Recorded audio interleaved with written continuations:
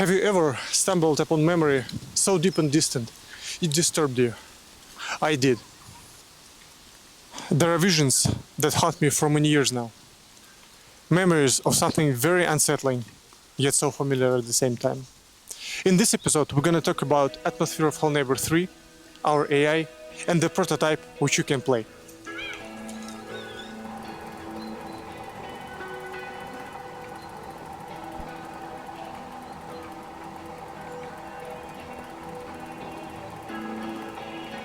Cozy and eerie. That's how I describe Atmosphere of Hell Neighbor 3. While it sounds pretty straightforward, this concept is pretty deep rabbit hole.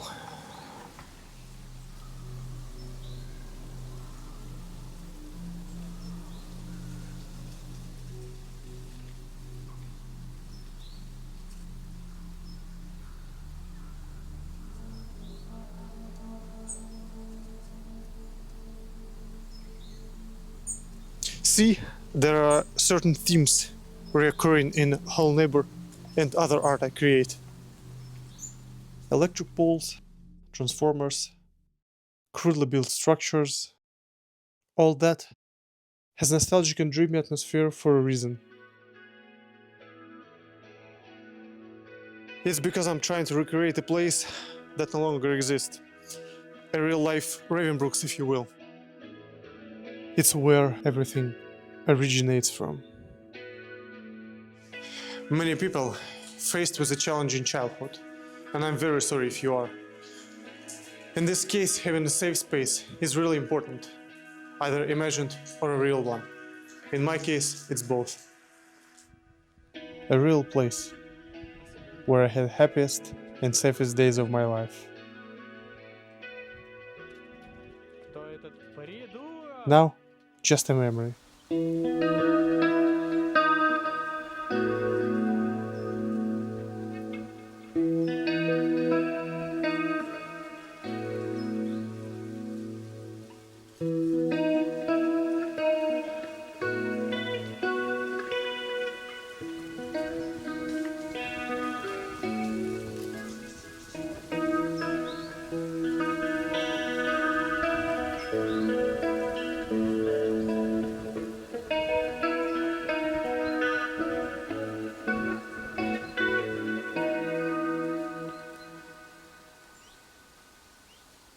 When we started to work on Hello Guest, I tried to come up with the art style and the atmosphere. I already knew there would be electric poles, hills, forgotten buildings, but one day a vision struck me. Not the magical one, but a sudden memory popped up in my head. It was so vivid, so familiar, while being unforgettably unsettling. An old house with a tree up close, swinging in the wind, with a billboard buried in its branches. The guard booth was a vague recreation of that vision. The whole atmosphere of Hello Guest was built off of that. Over time, more and more memories of this nature started to appear. I was very intrigued by them, as if I had reached the depth of my subconscious. So familiar, yet very unsettling. So I did a little research to get to the bottom of what haunts me.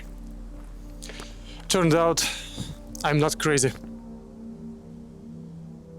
There was a specific word for it already.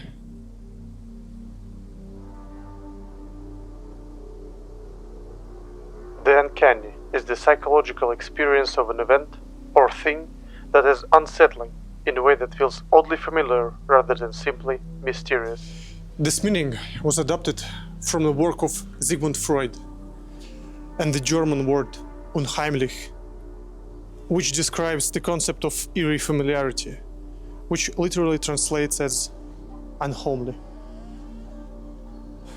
As an infant, we see the world as a very surreal and mysterious place, since we have very little understanding of it. It creates these memories of awe and fear, which we tend to forget when we grow up. Not in my case, though. The visions I'm seeing turn out to be the infant memories of my safe place. Now, with the fantastic work of our artists, we put this concept of unhomeliness as an atmospheric foundation for Hell Neighbor 3, creating this cozy and eerie world. People on Discord ask, how big will the map be? Well, it depends. We are making every house explorable. If that means a smaller map, so be it. If we can deliver more houses, the map will be bigger. But one thing for sure, there won't be any decorative buildings just to inflate the map. Cozy and Eerie is also about the characters. Each of them got to reflect this feeling of uncanny memory. Here's some of them. There's Iris, this is Jakob, Vandals, the local group of outcasts, and of course, the neighbor. Neighbor and the guest are going to return, and they too get unhomely appearance. We'll look at the guest in the future episodes. While we're on the subject of characters, let's talk about AI and how we're trying to achieve butterfly effect in Hell Neighbor 3. Here's a quick recap on what game is about. It's a town where strange things happen.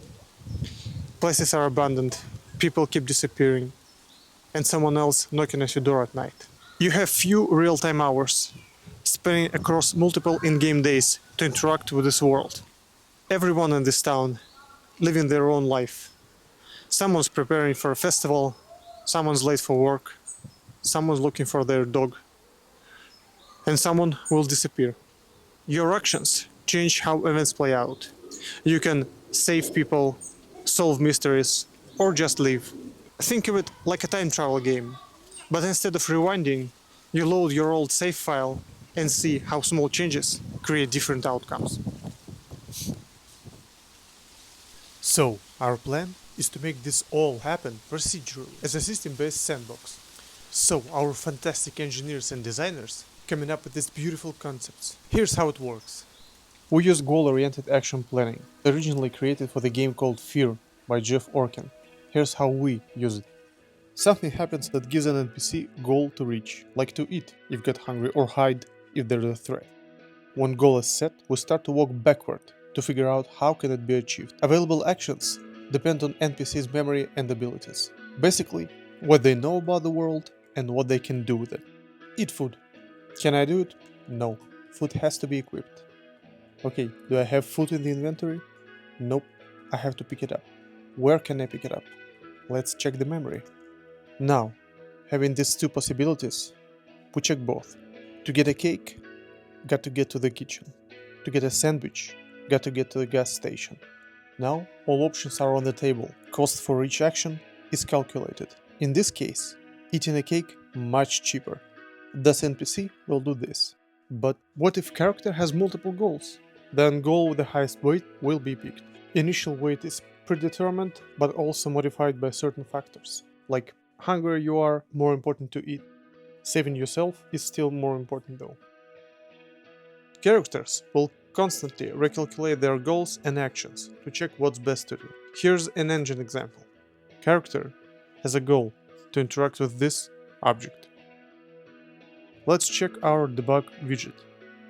We can see his parameters, goal he's trying to achieve, other goals with lower weight, like to eat. But there's no food on this empty map. There you can see two possible ways of achieving current goal. This one he picked, and this one discarded. As you can see, he has to walk to the car, drive it to the object, then interact with it. So he does exactly that.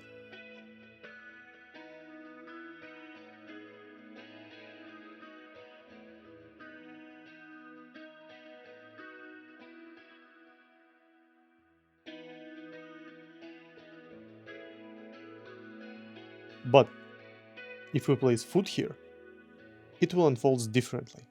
Now, as he walks to the car, he sees food, which immediately makes a goal to decrease hunger a priority, as it's very cheap to take this food right now. Less hungry NPC, faster they move. With this movement speed, this distance is much cheaper on foot, as taking car requires an extra effort. Now, let's look at the interactions between characters. First part is personality traits. Each character has a combination of parameters that define their behavior when they meet others. Second one is relationships between characters. They can be enemies, strangers, or friends.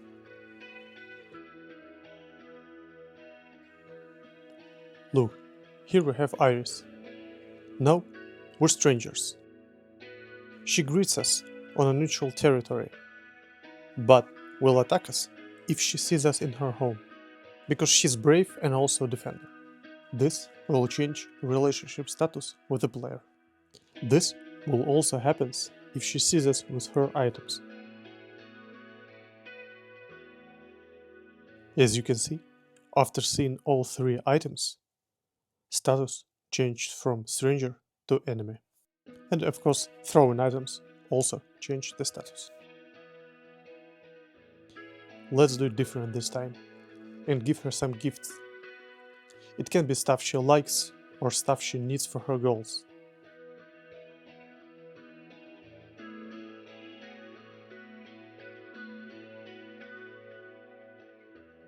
Nice.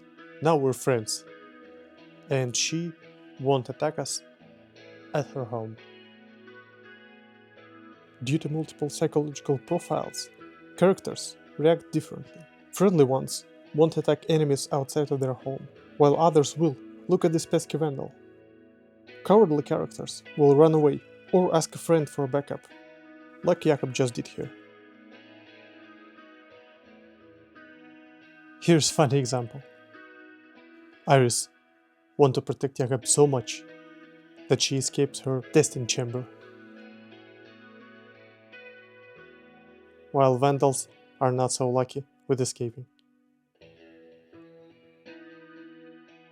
All this is our second prototype, which currently in development. While we're working on it, we want to share with you the one we already finished. This is our first prototype. Initially, it was an internal build. Now we decided to share it with you, as it might be interesting to follow the progress of the development by playing it.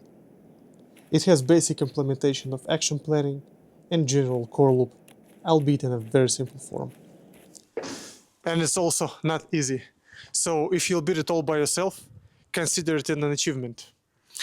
Visit our Discord and Steam page to get the prototype.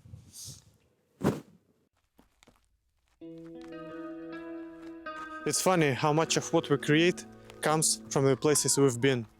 Even when we moved on, something always pulled us back. Maybe that's the thing about places that shape you. No matter where you go, they never really leave.